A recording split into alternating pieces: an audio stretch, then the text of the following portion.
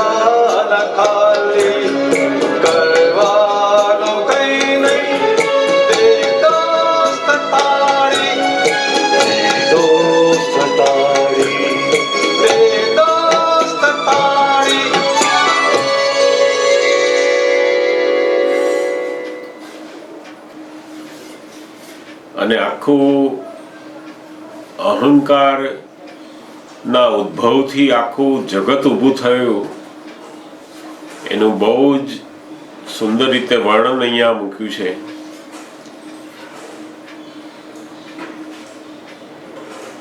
માયાના આધારે આખું જગત ઊભું થઈ જાય છે. તો કે કઈ માયા? તો પેલું જે પોતાનું હું છે એ વિભાવિક થયું કે માયા ઊભી થાય છે. અને એ માયા એ આ સમસરણ સંસારનો જે આખો માર્ગ છે એની અંદર એકદમ વિભાવતા ઉત્પન્ન થાય છે. અને વિભાવના આધારે પછી પોતાની જે ચાર્જિંગ કરેલું છે એનું ગલન કરે અને નવું પાછું ચાર્જ કરે. આ ક્રિયા થયા જ કરે છે. પોતાનું વિશ્વ પોતે જ ઊભું કરે છે. અને એનું જે રહસ્ય છે તો કે પોતે જે હું છે એનો વિકલ્પમાં જાય છે. હું જે ખરેખર છું એના બદલે હું વિકલ્પ કર્યો કે હું મનોજભાઈ છું.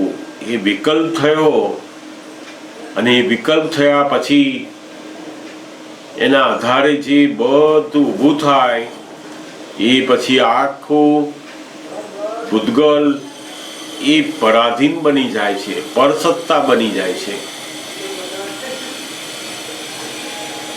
આખી દુનિયાનું અંદર મોટા ભાગે જે પરાધીનતા વાળું પૂતગલ છે એને જ લોકો એટલું બધું બદલવા માટે, સુધારવા માટે, ચેન્જીસ લાવવા માટે બધી મહેનત કરે છે. અને એ જ્યારે નથી બદલાતું ત્યારે પેલો હું છે એ પાછો મૂંઝવણમાં આવે છે. આખું આ બંધન અને મોક્ષ નું જે વિજ્ઞાન છે એ આખું આ હું ઉપર રહેલું છે. જ્યાં સુધી હું ની અંદર વિકલ્પ છે ત્યાં સુધી એ હું થી આખું નવા જગતનું સર્જન થયા કરે છે. જેમ નથી આપણે જોતા કે એટલો મોટો વડ હોય, આપણને થાય કે આટલો મોટો વડ છે તો એનું બીજ કેટલું મોટું હશે? તો કે ના, એનું બીજ એ તો એકદમ નાનામાં નાનું છે. અને એ નાનામાં નાના બીજની અંદર આખા વડની અંદરની બધી ડાળીઓ, પાંદડા બધું જ સમાયેલું છે. એવું આ વિકલ્પ વાળું હું જે છે એની અંદર આ બધી આખી પ્રકૃતિ અંદર સમાયેલી છે. જેમ જેમ સંજોગો બહાર મળે છે એમ પેલી પ્રકૃતિ બહાર નીકળતી જાય ત્યારે એને ખબર પડતું જાય છે. એક જ નાનકડા બીજની અંદર આખો વડ સમાયેલો હોય એમ આ એક જ વિકલ્પની અંદર આખું વિશ્વ, આખી પ્રકૃતિ પોતાની અંદર ઊભી કરેલી હોય છે. આ બહુ મોટી પૂતગલ દ્રવ્યની જે કરામત છે એ નહીં સમજાવવાથી આત્મ તત્વ પણ સમજાતું નથી. જ્યારે એને આ વ્યવહારથી પૂતગલ તત્વની અંદર જ આ ક્રિયા થઈ રહી છે, આ પૂતગલ તત્વ જ ક્રિયાશીલ છે, એ જ કરતા છે એવું જ્યારે સમજાય ત્યારે પેલું આત્માની અકર્તાપણાની સમજણ અને ફિટ થતી જાય છે. બહુ સુંદર આ કવિરાજે અદ્ભુત આ તત્વોની જે કરામત છે એની આખી વાત અહીંયા બહુ સુંદર રીતે વ્યક્ત કરી છે. છ તત્વના મિક્સચરથી આખી દુનિયા ઊભી થતી જાય છે. અને એની અંદર જ્યારે અહંકાર અંદર વિચરે છે ત્યારે પોતે વિચરી અને આખો નવો વિકલ્પ શરૂ કરે છે, અને એ વિકલ્પથી નવું જગત પાછું ઊભું થયા જ કરે છે. આ વિજ્ઞાન જ્ઞાનીઓને જેમ છે તેમ દેખાય છે, અને તરત જ ત્યાંથી પોતાનો જે હું છે એમાંનો જે વિકલ્પ છે એ વિકલ્પમાંથી એ પોતે બહાર નીકળી જાય છે. જે હું પોતાના સ્વરૂપની અંદર આવી જાય પછી એને વિકલ્પ રહેતો નથી, અને જ્યારે વિકલ્પ નથી ત્યારે પછી એના માટેની આખી પ્રકૃતિ, આખું જગત એ બધું સમી જાય છે. પછી એટલે કવિરાજે છેલ્લા કહ્યું ને, વાત કરીને કે આ જ્યારે હું પોતાના સ્વભાવમાં આવી જાય પછી બાકી શું રહ્યું? તો કે આ મન, વચન અને કાયા, આ ત્રણ જે કોથળા બધા ભરેલા હતા ને, હવે ખાલી કરવાના છે. ગુરુની પણ સૌથી મોટામાં મોટી આ કળા હોય છે કે આપણે જે જાણીને લાયા હોય ને એને ખાલી કરાવે છે. જ્યારે શિક્ષક આપણને ભરાવે છે અંદર બધું, શિક્ષક નવી વસ્તુ આપણને અંદર ભરી આપે, જ્યારે ગુરુ તમે જે ભરીને લાયા છો એને ખાલી કરી આપે છે. આ બહુ મોટી ખૂબી સાચા સદગુરુની અને જ્ઞાનીઓની હોય છે. એ હંમેશા તમારા મનની અંદર, તમારી વાણીમાં, તમારા વર્તનમાં જે જે નીકળે છે એને ખાલી કરો કે છે, બસ. અને જ્યારે ખાલી કરતા હોય ત્યારે શું ખાલી થાય છે એનું દુઃખ કર્યા વગર કેટલું વસ્તુ અંદરથી ખાલી થઈ ગઈ એનો આનંદ લેવા જેવો હોય છે. કારણ કે હવે એ બહાર નીકળી ગઈ છે. એટલે આ બહુ સુંદર કવિરાજે કહ્યું, આમ જેમ મિત્રોની સાથે વાત કરતા હોય એની અંદર એમણે કહ્યું કે આ તો ત્રણેય કોથળાને ખાલી કરવાનું છે. પોતાના દોસ્તને કહે છે તાળી દે, કરવાનું તો કંઈ જ નથી. પણ આ કરવાનું કંઈ નથી એ જ્ઞાનીની દ્રષ્ટિ જ્યારે પ્રાપ્ત થાય છે ત્યારે જ એને સમજાય છે. આ બહુ કહેવાય ને કે પોતે જે વિજ્ઞાન નહીં જાણવાથી પોતે વિકલ્પમાં આવે છે અને આખી પ્રકૃતિની શરૂઆત થાય છે. એ વિકલ્પ મટી જતા પ્રકૃતિ સંપૂર્ણપણે નાશ પામે છે, મુક્ત થાય છે. આ બહુ મોટું રહસ્ય કવિરાજે પણ આ પદમાં બહુ જ સુંદર રીતે વ્યક્ત કર્યું છે. ખરેખર આપણે કવિરાજના પણ જુદા જુદા પદોમાં દાદા ભગવાનના જે તત્વ વિજ્ઞાન છે એની વાતો પણ બહુ ગહન રીતે એમણે મૂકેલી છે. બહુ સુંદર વાતો આપણે લીધી.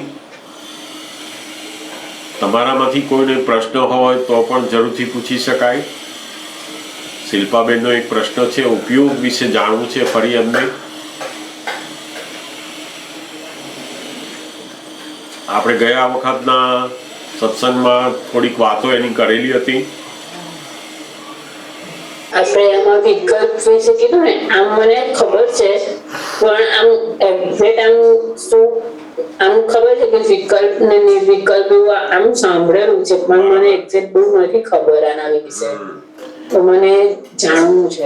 બરાબર બરાબર. સામાન્યપણે જગતમાં વિકલ્પ એટલે શું? તો કે જગતના લોકો વિકલ્પ કોને કહે છે? તો કે પોતાના મનની અંદર આ કરવું કે ના કરવું એવું જે અનડિસાઇડેડ અંદર વિચારો ઉત્પન્ન થવા એને લોકો વિકલ્પ કહે છે. નહીં કોઈને કહે ને કે તમે આજે 4 વાગે ફલાણી જગ્યાએ આવી જજો, એટલે એને તરત જ 4 વાગે જ કેમ બોલાયા છે? તો એવો જે વિચાર આવવો એને જગતના લોકો વિકલ્પ કહે છે. દરેક કાર્ય વખતે મનની અંદર આવા બધા જાત જાતની શંકાઓ, વિકલ્પો ઉઠે અંદર. એ વિકલ્પો ખરેખર જ્ઞાનીની દ્રષ્ટિએ વિકલ્પો છે નહીં, એ તો મનની અંદર ઊભા થતા એક વિચારો છે. એવા જગત જે વિકલ્પ સમજે છે એ મનના વિકલ્પોને વિકલ્પ કહે છે. વાસ્તવમાં મોટામાં મોટો વિકલ્પ કયો? તો કે હું ભાવિસા છું, એને જ્ઞાની વિકલ્પ કહે છે. આપણે પોતે જે નથી એને આપણે હું માનીએ છીએ, એને વિકલ્પ કહેવાય છે. તમે વિશેષ ભાવે કરીને એવી કલ્પના કરો છો કે હું ભાવિસા છું, અને ભાવિસા એટલે આવી છું, આમની વાઈફ છું, આમની દીકરી છું, આની મધર છું. બધું આપણે શું કર્યું? તો કે કલ્પના કરી, માનસિક કલ્પના. વિશેષ ભાવમાં જઈ અને આપણે જે કલ્પના કરીએ છીએ, માનીએ છીએ, બધું એને વિકલ્પ કહેવાય છે. મોટામાં મોટો વિકલ્પ તો કે આપણને જે નામ આપ્યું ઓળખવા માટે, એને જ આપણે આપણું સ્વરૂપ માની લીધું, એને જ્ઞાની સૌથી મોટો વિકલ્પ કહેવામાં આવે છે. અને એ વિકલ્પના આધારે શું થાય છે? તો કે આ હું જ બધું હવે કરું છું. પોતાનો જે હું છે એ ખરેખર પોતે તો આત્મ સ્વરૂપ છે, પણ હું ત્યાં નહીં રહેવાને બદલે હું ક્યાં ગયો? તો કે વિભાવમાં ગયો. જે આપણે નથી એમાં હું ગયો કે હું ભાવિસા. એટલે જે હું રોંગ જગ્યા ઉપર બેઠો એટલે એને વિકલ્પ કહેવાય. અને પછી બીજું શું શરૂ થયું? તો કે આ શરીર મારું છે, મન મારું છે, આ વાણી મારી છે. જેટલું એ હુંની અંદર માય ઉમેરાતો ગયો એને સંકલ્પ કહેવાય. જ્યાં જ્યાં આપણે માય અંદર ઉમેરાય છે, આ મારું શરીર, મારું મન, મારો વિચાર, મારી વાણી, મારો વ્યૂ, મારું ઘર, મારા હસબન્ડ, જઈ મારું ઉમેરાય છે, એ બધા સંકલ્પ. તો કે જ્યાં સુધી આ વિકલ્પ અને સંકલ્પ બે જાય નહીં, ત્યાં સુધી આત્માની ઓળખાણ, આત્માની અનુભૂતિ થાય નહીં. ઘણાને હું કેવો હોય? તો કે જેમ ભાવિસા રૂપે ના હોય તો હું સાધુ છું એવા રૂપે છે. એ પણ વિકલ્પ છે. ખરેખર પોતે જે નથી એને પોતાનું સ્વરૂપ માને છે, એને જ્ઞાની વિકલ્પ કહે છે. અને એ વિકલ્પથી શું થયું? તો કે નવી આખી પ્રકૃતિ બધી ઊભી થાય છે, રાગ દ્વેષ ઊભા થાય છે. જેમાં આપણે જે ઘર આપણું ના હોય એને આપણું માનીએ એકદમ કે આ મારું ઘર છે, તો એ ઘરને કોઈ બગાડતું હોય તો આપણને રાગ દ્વેષ ઊભા થઈ જાય છે. પણ થોડી વારમાં ખબર પડે કે ભાઈ આ તો 22 નંબરનો બંગલો તમારો છે ને, આ તો 26 નંબરનો છે. એટલે તરત જ પેલા રાગ દ્વેષ પાછા જતા રહે આપણા. કારણ શું? તો કે મારું અને હું જ્યાં જોડાયેલો હોય ત્યાં પેલા રાગ દ્વેષ ઉત્પન્ન થાય. એટલે જ્યાં સુધી વિકલ્પ અને સંકલ્પ બે છે ત્યાં સુધી પેલા રાગ દ્વેષ ઉત્પન્ન થયા કરે છે. તો દુનિયા શું કરે છે કે રાગ દ્વેષ બધા ઓછા કરવા જાય છે. આ નોય મારું કરો, બધા આપણે ઘરનું મમતા નહીં રાખવાની, છોકરાઓની નહીં રાખવાની, ધંધાની નહીં બધા પોતાના રાગ અને દ્વેષને ઓછા કરવા માટે મહેનત કરે છે, પણ પેલું હું બદલાતું નથી.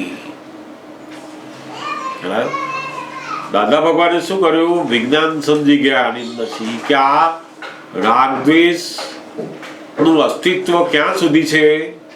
તો કે પેલો હું જ્યાં સુધી પોતાના સ્વરૂપમાં નથી આવ્યો ત્યાં સુધી છે. જ્યારે હું પોતાના મૂળ સ્વરૂપ ઉપર આવી જાય છે ત્યારે નિર્વિકલ્પ બને છે. હું શુદ્ધાત્માની અંદર આવ્યો, નિર્વિકલ્પ દશા આવી ગઈ. હવે જે કંઈ પણ વિચાર આવે છે, આપણી વાણી બોલાય છે કે આપણા શરીરની જે બધું થાય છે એની અંદરથી આપણો જે હું હતો એ નીકળી ગયો. હવે મૂળ જગ્યાએ હું બેસી ગયો અને અહીંયા જે હું રહ્યો કેવો રહ્યો? તો કે ડ્રામેટિક રહ્યો. હવે આપણે હવે જે હું કરીએ કે ભાઈ આ મેં કર્યું, આપણે સહજ રીતે બોલતા હોય ભાઈ આ કોણે બનાવ્યું? તો કે મેં બનાવ્યું. તમે ક્યાં જઈ આવ્યા? તો હું આ જગ્યાએ જઈ આવ્યો, મેં આવું બોલેલો. આપણો જે હું વાપરીએ છીએ એની અંદર હું કેવો છે? તો કે ડ્રામેટિક છે. અને જગતના લોકો જે હું વાપરે છે કેવો છે? તો કે બાય રિયલ વ્યૂ પોઈન્ટથી હું વાપરે છે, એને ડ્રામેટિક નથી. એટલે એને માટે વિકલ્પ છે અને આપણા માટે વિકલ્પ રહ્યો નહીં, નિર્વિકલ્પ દશા આવી. આપણને હું શુદ્ધાત્મા છું એવું જ્ઞાન, એવી દ્રષ્ટિ પ્રાપ્ત થયા પછી કશું બહાર બદલાતું નથી. આપણા મન વચન કાયા પણ બદલાતા નથી, પણ ખાલી હું બદલાઈ જાય છે. જે હું વિભાવિક દશામાં હતો, જે આપણે નહોતા એમાં હતો, એના બદલે આપણે જે છે એની અંદર હું આવી જાય છે. અને એ વિકલ્પ આપણો જે હતો એ તૂટી જાય છે ત્યાંથી, અને હું ખરેખર કોણ છું એનું આપણને ભાન થઈ જાય. જેનો વિકલ્પ ગયો એનો સંકલ્પ પણ જતો રહે છે. એટલે સંકલ્પ અને વિકલ્પ બંને જતા રહ્યા એને તો બહુ મોટું આત્મજ્ઞાન થયેલું કહેવાય. આ જગતમાં કોઈ નહીં, ગમે તેવા મોટા સાધુ, સંન્યાસી, ત્યાગી, તપસ્વી બધું લાખ ઉપાય કરે નહીં, પણ પેલો હું બદલાય નહીં, એનો જે વિકલ્પ છે એ જાય નહીં. કારણ કે વિકલ્પ એ નિર્વિકલ્પી પુરુષ પાસે જાય ત્યારે જ જાય, એનો પોતાની જાતે જાય નહીં. એ ગમે તેટલું કરે ને, એકના ઉપર બીજો વિકલ્પ, ત્રીજો વિકલ્પ, ચોથો વિકલ્પ ચડાય જ જાય. એનો જે હું છે એ મૂળ સ્વરૂપ ઉપર બેસે નહીં કોઈ દિવસ, અને ત્યાં સુધી પેલો વિકલ્પ જાય નહીં. આપણે અત્યારે બધું બોલીએ, અમારા હસબન્ડ, મારી દીકરી, બધું, પણ એની અંદર આપણો જે હું છે કેવો છે? ડ્રામેટિક છે. આપણે અંદર સમજ પડી ગઈ કે ખરેખર હું શુદ્ધાત્મા છું. આપણે મહાત્માને પૂછીએ ભાઈ તમે આ હું બોલો છો, ખરેખર હું કોણ છું? તો કે હું શુદ્ધાત્મા છું. તો એટલે એ નિર્વિકલ્પ દશામાં આયા કહેવાય. આ બહુ મોટી દશા કહેવાય. આ તો આપણને સહેજા સહેજ કોઈ વેલ્યુ વગર આમ મળી ગઈ છે ને, એટલે એની કિંમત નથી. શાસ્ત્રમાં કહેવામાં આવે છે કે નિર્વિકલ્પ દશા પામવી એ કોટી કોટી જન્મો જાય તો એ નિર્વિકલ્પ દશામાં આવે નહીં. તો એવી જે દશા છે એ આપણને આ જ્ઞાન દ્વારા પ્રાપ્ત થઈ જાય છે. પહેલી નિર્વિકલ્પ દશા. હવે મનની અંદર જે બધા વિકલ્પો છે એ તો બધા જ્ઞેય થઈ ગયા. હવે ફાઇલ નંબર 1 ની અંદર ગયા. હવે આપણા માટે વિકલ્પો રહ્યા નહીં, સંકલ્પો રહ્યા નહીં, કશું રહ્યું નહીં. બધું ડ્રામેટિક થઈ ગયું આખું. સમજાયું ને? આ સંપૂર્ણપણે વિકલ્પ આપણો મટી ગયો, નિર્વિકલ્પ દશાની અંદર આયા કહેવાય આપણે. સમજાયું? તમે કીધું ને કે કોઈ આપણને પૂછે તો આપણને એવું યાદ આવે કે આપણે કોઈ પૂછે કે તમે કોણ છો તો આપણે કહ્યું હું શુદ્ધાત્મા છું. તો એવું આપણને વર્તું જ હોય હશું કાકા કે યાદ રાખવું પડે એ વસ્તુ? ના, વર્તે જ. એ વસ્તુ યાદ રાખવું ના પડે, યાદ રાખવું પડે, એને યાદ કરવું પડે, એને વારંવાર ગોખવું પડે, જાગ કરવા પડે, તો પેલો વિકલ્પ જ છે પાછો. જેમ આપણે પેલા હું ભાવિસા છું એ ગોખવું પડેલું, આપણે એને ગોખવું પડે છે, કોઈ દિવસ નથી ગોખવું પડતું, એને યાદ કરવું પડે છે, નથી કરવું પડતું. કેમ? તો કે આપણું જે હું છે એનું લક્ષ્ય બેસી ગયું છે આપણને. જે વસ્તુનું લક્ષ્ય બેસી જાય ને પછી એમાં કશું કરવું પડે નહીં, એની મેળે જ રહે. લક્ષ્ય બેસી જાય. જેમ આ છોકરો છોકરી મેરેજ કરે, હસબન્ડ વાઈફ થઈ જાય છે, જેવા મેરેજ કરે એટલે શું થાય છે? લક્ષ્ય બેસી ગયું એને. મેરેજ એ બીજું કશું નથી. પેલા છોકરાને લક્ષ્ય બેસી ગયું કે આ મારા વાઈફ છે, અને બધા સમાજના લોકોએ માન્ય કરી દીધું. કશો ફેરફાર થતો નથી છોકરીમાં ફેરફાર થતો, નથી છોકરામાં, પણ બિલીફમાં બદલાઈ જાય છે. એને લક્ષ્ય બેસી જાય કે આ મારા વાઈફ છે, અને વાઈફને એવું થાય કે આ મારો હસબન્ડ છે. પછી એને ક્યારેય યાદ કરવું જ ના પડે, એને ગોખવું ના પડે, યાદ કરવું ના પડે, જાપ ના કરવા પડે, કશું જ નહીં. જેનું લક્ષ્ય બેસી જાય એના માટે પોતાએ કશું જ કરવાનું હોય નહીં, એની મેળે જ રહે. અને જે એની મેળે જ રહે એને જ લક્ષ્ય બેઠું કહેવાય. પાછું આપણે ગોખવું પડે તો લક્ષ્ય બેઠું નથી. એ તો જેમ આ ઘર મારું છે એવું ગોખવું પડતું નથી. આપણે એમાં જઈએ જોઈએ મારું જ છે, આ બસ સહજ ભાવે રહે છે. કારણ કે આપણને બધી વસ્તુઓના લક્ષ્ય બેઠા છે. એવી રીતના આપણને હું શુદ્ધાત્મા છું એવું લક્ષ્ય બેસી જાય છે. હવે એ લક્ષ્ય આપણને જે બેઠું છે કેવું છે? તો કે આપણે જ્ઞાનીની કૃપાથી આપણને લક્ષ્ય બેઠું છે. એટલે એ લક્ષ્યને આપણે જ્યારે આપણા કામમાં હોઈએ ને ત્યારે લક્ષ્યની અંદર બહુ જાગૃતિમાં ના હોઈએ આપણે, પણ જેવું આમ કામ પતે ને એટલે એની મેળે જ અંદર આવી જાય કે હું શુદ્ધાત્મા છું. જેને કોઈ પણ પ્રકારનો જાપ કરવો ના પડે, જેને યાદ ના કરવું પડે, જેને ગોખવું ના પડે, એને જ ભગવાન કહે છે લક્ષ્ય બેઠું કહેવાય. અને લક્ષ્ય બેઠું એ જ જ્ઞાન થયું કહેવાય, એ જ આપણને દ્રષ્ટિ બદલાઈ કહેવાય. કોઈ માણસ રોજ જે 2 કલાક બોલ કરે કે હું ટાટા કંપનીનો મેનેજર છું, ટાટા કંપનીનો મેનેજર છું, રોજ 2 કલાક જાપ કરે, તે મેનેજરનો અનુભવ કરી શકે ખરો? કારણ કે જે નથી એનો જાપ કરે છે એટલે કોઈ દિવસ રહે નહીં.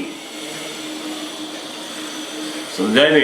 આપણે જે છે એનું લક્ષ્ય બેસાડે ને તો પછી ક્યારેય જાય નહીં. એ તો એટલે દાદા ભગવાન કે તમને ઊંઘમાં પણ હવે આ હું શુદ્ધાત્મા છું એ જાય નહીં. તમે ગમે તે કરો ને, હવે તમે ઊંઘી ગયા હોય, ખાતા હોય, પીતા હોય, લડતા હોય, બોલતા હોય, ફરતા હોય, મજા કરતા હોય, હું શુદ્ધાત્મા છું, એક વખત એ લક્ષ્ય બેસી ગયો પછી જાય નહીં. પહેલા આપણને ઊંધું લક્ષ બેઠેલું હતું, એ જતું ન હતું. હવે છતું લક્ષ બેસાડ્યું તો એ નહીં જાય. જગતની અંદર કોઈ પણ માણસની પોતાનું જે સ્વરૂપ છે એનું લક્ષ બેસતું નથી. એ બોલે ખરો કે હું આત્મા છું, આત્માના ગુણો બોલે, બધું બોલે, પણ એને લક્ષ બેસે નહીં. એને બોલવું પડે, ગોખવું પડે, યાદ કરવું પડે, જાપ કરવા પડે, ઘડીએ ઘડીએ વિચારવું પડે. જ્યાં સુધી વિચારથી, બોલવાથી, કરવાથી પોતાનું સ્વરૂપ છે એ ખરેખર પોતાના સ્વરૂપનું લક્ષ બેઠું નથી. એ તો બધી ક્રિયાઓ છે. આ તો આપણને તો દાદા ભગવાનની કૃપાથી હું શુદ્ધાત્મા છું એ લક્ષ બેસી ગયું. એમાં કશું કરવાનું નહીં. નહીં જાપ કરવાના, નહીં યાદ કરવાનું, કશું. એ યાદ એની મેળે જ આવે. જેવા કામમાંથી મુક્ત થાવ ને બધી ફાઇલોમાંથી, એટલે એની મેળે સહજપણે જે આપણને લક્ષનો અનુભવ કરાવે છે, સહજ. યાદ કરવું પડે તો મહેનત કહેવાય, અને મહેનતથી કોઈ દિવસ પોતાનું સ્વરૂપ એને યાદ રહે જ નહીં, આવે જ નહીં. એ મહેનતથી કરેલી વસ્તુ એ ખરેખર યથાર્થ નથી. એ તો બધી ગોઠવણી છે એની. કોઈ માણસ નહીં ગોઠવી રાખે ને કે હું આનો હસબન્ડ છું, આનો હસબન્ડ છું, આનો હસબન્ડ છું, તે એને ગોઠવેલું છે. તો એ રહે નહીં એને. પણ જે ખરેખર એનો હસબન્ડ છે એવી બિલીફ બેસી ગઈ, એકવાર લક્ષ બેસી ગયો, પછી કશું કરવાનું રહે નહીં એને. દાદા ભગવાને આપણને બહુ જ આ મોટામાં મોટું આ કારણ કે આપણને લક્ષ બેસાડી દીધું છે, અને એ ક્યારેય જાય નહીં. જ્યાં સુધી એ પોતે પોતાના સ્વરૂપે સંપૂર્ણ નહીં થાય ત્યાં સુધી એ લક્ષ જાય નહીં. એવું લક્ષ બેસાડી દીધું છે. અને એ જ બહુ મોટી ખૂબી છે. એ કહેતા ને કે આ જગતમાં બધા સંસારના લક્ષ બેસી શકે, પણ આત્માનું લક્ષ બેસી શકે નહીં. કેમ તો કે કોઈને આત્મા છું એવું લક્ષ બેઠેલું હોય નહીં. જેમ આપણા મમ્મી પપ્પાને એવું લક્ષ બેઠેલું કે હું મધર છું, એટલે આપણને કેવું લક્ષ બેસાડ્યું કે હું ભાવી સાચું, એ લક્ષ બેસાડ્યું એમને. જન્મ થયો એટલે આપણને સંસારનું લક્ષ બેસાડ્યું. આપણને મા બાપ, ફોઈ બધા નામ આપ્યું. એ લોકોએ આપણને શું લક્ષ બેસાડ્યું? સંસારનું.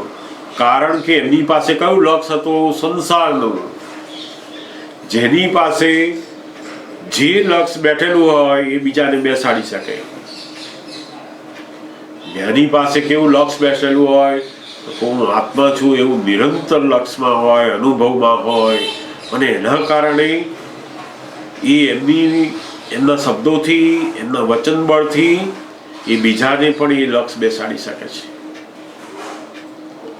સમજાય ને? આ લક્ષ બેસવું એ તો ઓહો બહુ મોટામાં મોટી કિંમત આપે. એને બિલકુલ યાદ કરવાનું નહીં, જાપ કરવાના નહીં, બોલવાનું નહીં, કશું નહીં. અને આપણે આજે વિધિમાં બોલીએ છીએ તો સામાન્ય ભાવે બોલીએ છીએ, વિધિ માટે. એ તો દાદા કહે ને, તમે જેવું તમારું કામ કરતા હોય, બધું કરતા હોય ને, જેવું કામ પતે ને એટલે પેલું લક્ષ અંદરથી બોલશે, હું શુદ્ધાત્મા છું એવું. હમણાં કોઈ આપણને કંઈક ખરાબ એકદમ બોલે ને તો પેલું અંદરથી બોલશે, હું તો શુદ્ધાત્મા છું. તો કે આ અંદરથી કોણ બોલે છે? આપણે તો કશું બોલતા નથી, પણ અંદરથી બોલનારું આવ્યું તો કે આ લક્ષ બેઠું છે. અને લક્ષ બેસવું એ તો જ્ઞાનીની બહુ જ મહાન સિદ્ધિ છે. આ દુનિયામાં કોઈ લક્ષ બેસાડી શકે નહીં. કારણ કે કોનું લક્ષ? આત્માનું, અલખનું લક્ષ. એટલે આ નથી બોલતા બધા ભાવ અલખ નિરંજન. હવે એ અલખ નિરંજન એટલે શું? તો કે જેનું લક્ષ ક્યારેય બેસે નહીં,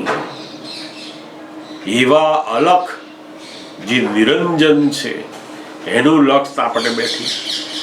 હવે પેલું લક્ષ અંદર બોલ્યા કરે, અલખ નિરંજન એ અંદર બોલ્યા કરે છે. પ્લસ સાધુઓ જે બહાર બોલે છે ને એ કહેવા માંગતા હતા એવું કે આપણે આત્મા છે એમ. પણ એ સહજપણે જ્યારે બોલે ત્યારે સાચું પેલું લક્ષ બેઠું કહેવાય, અને એ જ ખરું આત્માનું ભાન થયું કહેવાય છે. આપણને આત્મા વિશેના ગુણો, આત્માની બધી બાબતો બધું ના ખબર હોય, પણ આપણને લક્ષ બેસી ગયું કે હું ખરેખર શુદ્ધાત્મા છું, અને એની મેળે ચાલે. ગોખવું ના પડે, યાદ કરવું ના પડે, સહજપણે આવે છે, એને જ સાચું લક્ષ કહેવાય છે.